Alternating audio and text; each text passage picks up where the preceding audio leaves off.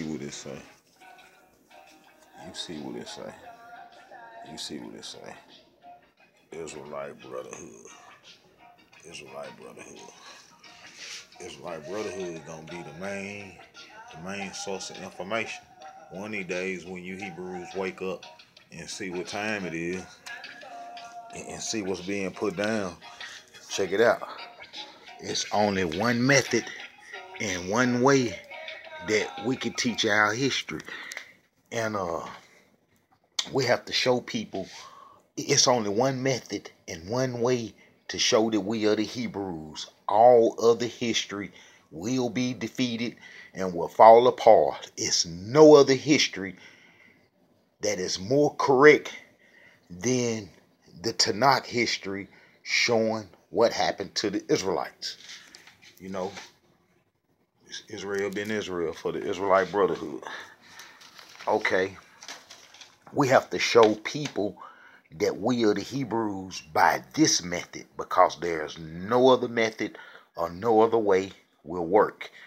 We have to show people that we are the Hebrews that broke the covenant in the book of Jeremiah. You know, in the book of Jeremiah, the Hebrew nation told the prophet Jeremiah that they wasn't going to do the covenant no more and that they was going into Africa to live and worship the Queen of Heaven religions. You know, the Queen of Heaven religions is it's that IS horse stuff. You know, that's going to be slick Christianity today after it's been broken down and restructured and everything, but its foundation is still going to be, you know, off that Egyptian religion. Okay, we went into Africa to worship this religion, and we have to let people know that we are the Hebrews that broke the covenant in the book of Jeremiah. No other history is gonna work. I'm here to tell you, no other history is gonna work. I done went through all of them, all the myths and everything that concerned the Hebrews, and in the history that's been presented. I done been through it all. And I'm here to tell you, no other history is going to work. And no other history is going to explain our situation. The people from the transatlantic slave trade. You know, if you go to Deuteronomy, this is after exiting Egypt. You know, the Creator said this to Prophet Moses. And the Elohim said unto Moses, Behold, thou shalt sleep with thy fathers, and this people will rise up and go a whoring after the gods of the strangers of the land where they go to be among them, and will forsake me and break my covenant which I have made with them. Then my anger shall be kindled against them in that day, and I will forsake them and will hide my face from them, and they shall be devoured, and many evils and troubles shall befall them, so that they will say in that day, Are not these evils come upon us, because our Yah is not among us? And the Creator stopped being among us when we went into Egypt to worship the Egyptian religion. I'm going to show you this. That was cutoff time. It was over with. The whole Israelite nation went into Africa, since it never was any 10 lost tribes.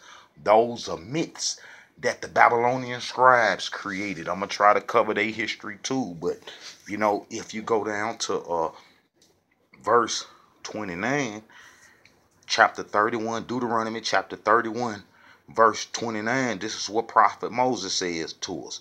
For I know that after my death ye will utterly corrupt yourselves and turn aside from the way which I have commanded you, and evil will befall you in the latter days, because you will not because you will do evil in the sight of the Elohim, to provoke him to anger through the works of your hands. Okay, that come to pass.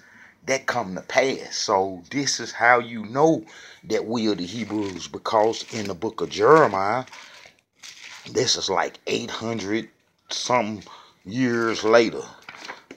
In the book of Jeremiah, this is our final act right here. This is our final act for the Hebrew nation.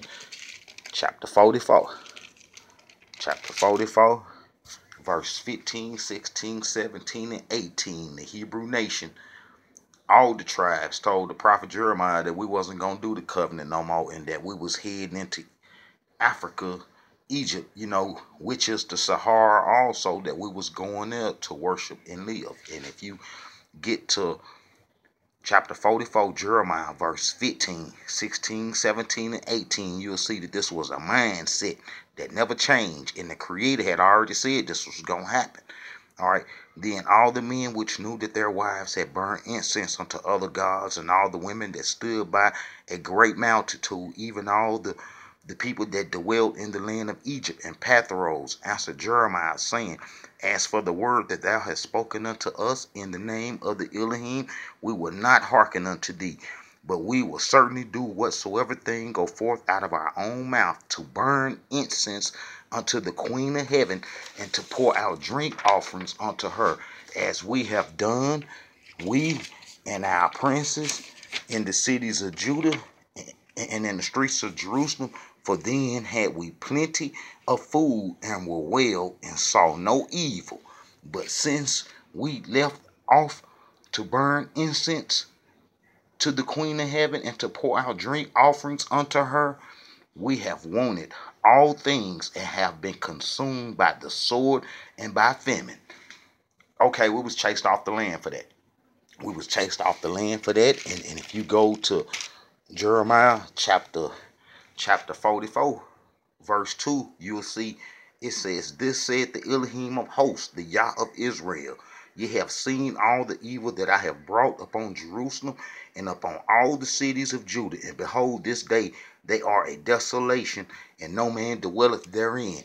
You was either in Babylon, that 1%, that tenth, or you was the millions, the whole Hebrew nation, all the tribes, and they ran into Africa. And how you know that all the tribes were still around is that you go to Second Chronicles. Second Chronicles chapter 30, and this is after the Assyrian so-called supposed to have took everybody away. The 10 northern tribes supposed to have took them away. But if you read the history of King Hezekiah, you will see that he said that everybody was there. He even sent a letter to all the tribes to come to the Passover, the people in the northern kingdom. And then as you read down, you'll see that he started to mention the names of the tribes of the people. And you have to pay significant notice to this verse right here. Chapter 30, Second Chronicles chapter 30, verse 6. And it says, so the post went with the letters from the king and his princes throughout all Israel and Judah, according to the commandment of the king, saying, ye children of Israel, turn again unto the Elohim Yah of Abraham, Isaac, and Israel, and he will return to the remain of you that are escaped out of the hands of the king of Assyria. So they show you that, it never was any 10 lost tribes, because the people escaped from the Syrians. And then as you read, what I'm saying, he'll start to mention those tribes. Okay, at the same time, when King Hezekiah called us to the Passover dinner in 715 BC, this is 7 years after the Sephardims was placed in Samaria. They came to Passover dinner too, those Jews. See, we abandoned our heritage to the Jews, these peoples right here. If you go to Second Kings, all praise be Almighty, I almost turned to it. Second Kings chapter 17, verse 24, and you will see it says this. Now, this is the confusion that people get confused by. This thin line right here is when we went into Africa and we abandoned our heritage to the Jews, the Sephardic Jews. Well, they continued to be in our land, and we was gone, and we couldn't. It wasn't nobody around to dispute their realness. All right. If you go to 2 Kings chapter 17, verse 24, and it says, and the king of Assyria brought men from Babylon, and from Cuttah, and from Ava, and from Hamath, and from Sepharvaim, and placed them in the cities of Samaria instead of the children of Israel, and they possessed Samaria and dwelt in the cities thereof. Okay, that word Sepharim covered the Sephardics, the Sephardic, and the Sephardims. Okay, them people come from, those people come from Super, and Nipper, or the whole Babylonian Euphrates area. You know, that's where they come from, and they come from the Amorites. You know, civilization and territory that the Amorites held and controlled since back in the days. You know, when Babylon was founded. You know, the Amorites found it. Well, those Amorites, those Sephardims were slick Amorites. And when they come back to our land, it's like the Amorites doing a back migration. And then they getting the land that we were supposed to have took from them. Well, we abandoned our heritage to them.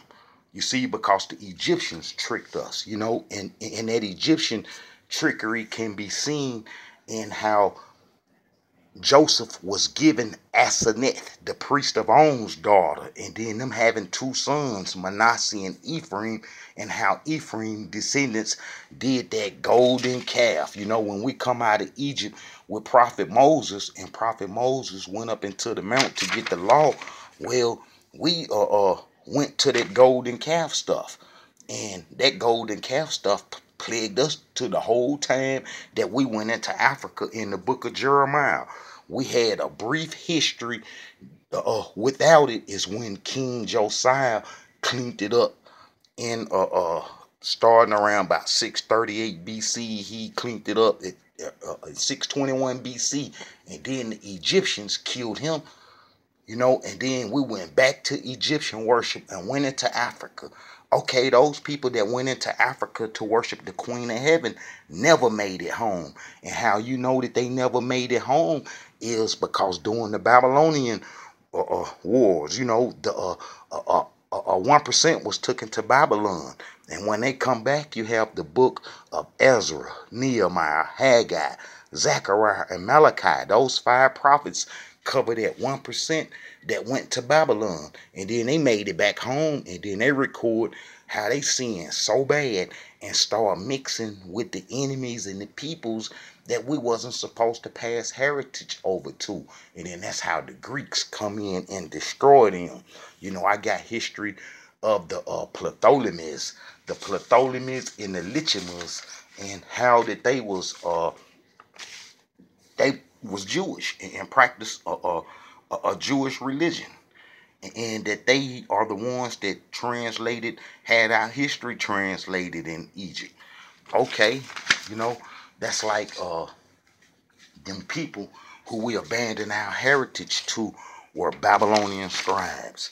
They was Babylonian scribes, and they had been recording history. Those Sephardims had been recording Babylon history for a long time. So when we went into Africa to worship the Egyptian religion and didn't come back, we didn't have no scribes to continue our history. You know, when the exiles come home from Babylon, they tried to record exactly what they was doing, and then it was cut off. You know, we didn't have no more scribes to record our history. And then that's when those people pick up, those Babylonian scribes start writing history. Those apocryphal books, the Maccabees books, and all those books that's outside the Tanakh. Those are going to be books that they created. You know, and the Jews do have a history, and we can't really fault the Sephardims and the Ashkenazi for taking our heritage, because it was already prophesied that we would lose our heritage if we broke the covenant. And I just showed you how we abandoned the covenant for Egyptian religion. You know, we abandoned the covenant for Egyptian religion. So all them things that Prophet Moses had spoke about with the curses had to come to pass. And we know that ain't no Jews or none of them people been through none of the curses that Prophet Moses spoke about. You know, that Prophet Moses said what happened to the Hebrews once they broke the covenant. And one of the prophecies was to be taken to Egypt in ships. And we know that all, you know what I'm saying, a whole bunch of Egyptian monuments is here, and that this nation put high emphasis on Egyptian symbolism. And we know that this is Egypt that was prophecies in Deuteronomy that Prophet Moses said that we will be taken to with yokes, and the obelisk that we was enslaved under, the Cleopatra needle that we was enslaved under in Egypt, that Prophet Moses would have seen, is in New York City, Central Park. The Cleopatra needle, the same obelisk that we was enslaved with in Egypt during Prophet Moses' time, is in Central Park. The Cleopatra needle, that's that same one.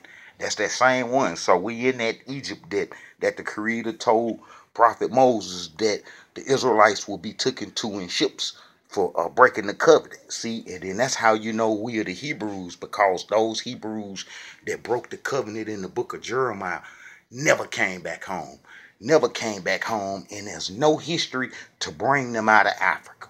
For the simple fact that if they had come out of Africa, they would have had to change their mind and go back to the covenant. That was the only way. It wasn't no other way. So the Hebrews that went into Africa to worship the Queen of Heaven religion never returned home, and they was prophesied destruction. And the curses that Prophet Moses spoke about has been our whole history. Has been our whole history, especially this one, the stranger that is within thee shall get above thee very high, and thou shalt come down very low. He shall lend to thee, and thou shalt not lend to him. He shall be the head, and thou shalt be the tail. You know, all those curses come up on us. You know what I'm saying? Therefore shall then enemies which the Elohim shall send against thee in hunger and in thirst and in nakedness and want of all things, and he shall put a yoke of iron upon thee neck until he have destroyed thee. That's how the slaves come over here, and that yoke of iron destroyed us. You know, the curses, chapter 28 of Deuteronomy, is identical to black history, and we know that the Jews that's in the promised land are the people that inherited our heritage after we ran into Africa. You know, that's like the Chaldeans. You know, the Chaldeans wasn't nothing but slick Ashkenazi. You know, Ashkenazi was the Scythians that made up the Chaldean army that tore and burnt Jerusalem up, and the cities in the villages of Judah during the Babylonian wars, and then they settled in the Discopolis cities and Scythopolis, and Jesus had them as members. That's like that Jesus fella. You know, that Jesus fella was so wicked, and didn't know who the true Hebrew was, that he prayed in her temple. Jesus was a wicked individual. That Yawashi dude, when he went to Egypt and then turned his back on the Hebrews that had ran into Africa during the Babylonian wars. Well, when that Jesus fella was born and he went to Egypt and then went back to the promised land, he was turning his back on the people that will become the transatlantic slave trade peoples. You know, they was in Africa. Those was the Queen of Heaven worshipers. And then Jesus prayed in her temple. And then I also want to put this in. It was a sample of the population that was taken by this Armenian king named Tigrinus in 55 BC. He took over 30,000 Jews from the promised land. And guess what? Not one of them was black, and he took them to Armenia, and what, none of them black. So you people that believe in that New Testament stuff is kind of off. And then I have proof that the people from the New Testament that went into Europe in 70 AD, that ran across North Africa into Spain, that they controlled the slave trade and the slave routes, and that those was the Sephardi Jews that had made it with the Edomites, because Herod built that temple in 20 BC. In 20 BC, Herod built that temple, and Jesus prayed in it. So, you know, you brothers and sisters have to revalue your history, but don't worry, the Israelite brother here, the Israelite Brotherhood is here to show you some correct history.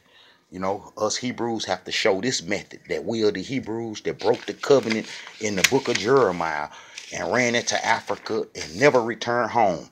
There's no history on the face of this earth to counter that. But if you using any other history besides that, you will be defeated.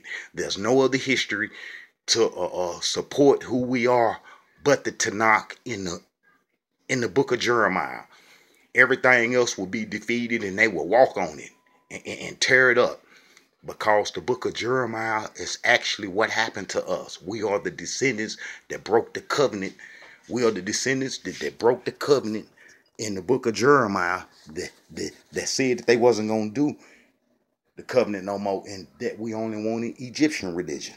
So if you're using any history outside what I'm showing you here, how we the Hebrews, then your history will be defeated and you will be made a fool of.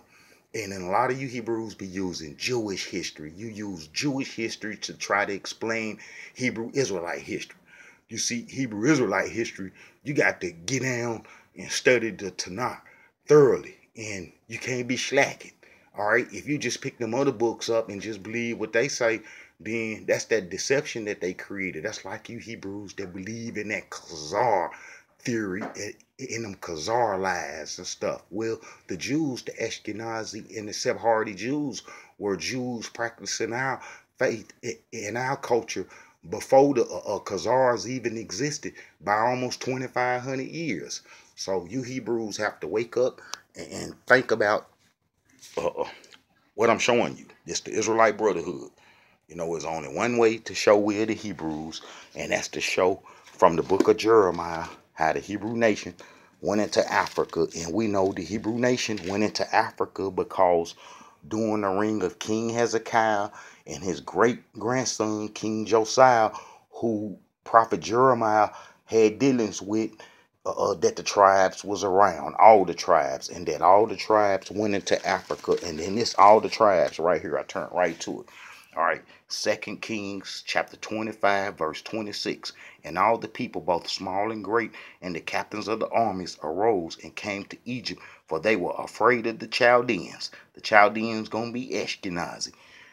The Scythians made up the Chaldean army. And we went into Africa where the Creator sent them to get us up off the land because we said that we only wanted to do the Egyptian religion. So we couldn't do the Egyptian religion on the promised land. You know, that wasn't the reason why the Creator gave us the promised land.